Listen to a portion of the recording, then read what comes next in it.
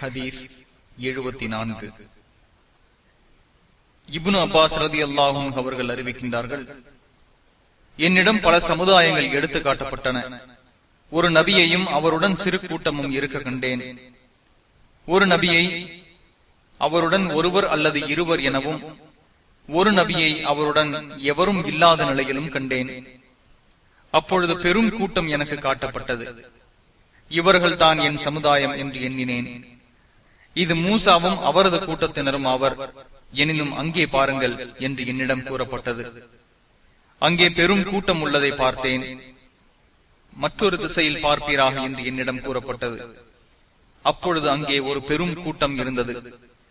இதுதான் உமது சமுதாயம்.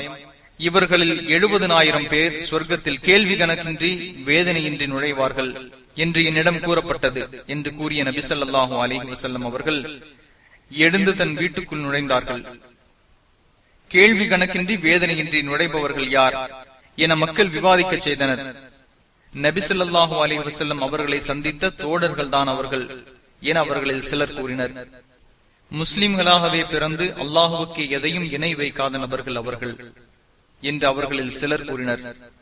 அவர்கள் இவர்கள் என பலவாறாக மக்கள் பேசிக் கொண்டனர். அவர்களிடையே நபி ஸல்லல்லாஹு அலைஹி வஸல்லம் அவர்கள் மீண்டும் வந்தார்கள். எது விஷயமாக நீங்கள் விவாதம் செய்கிறீர்கள் என்று கேட்டார்கள்.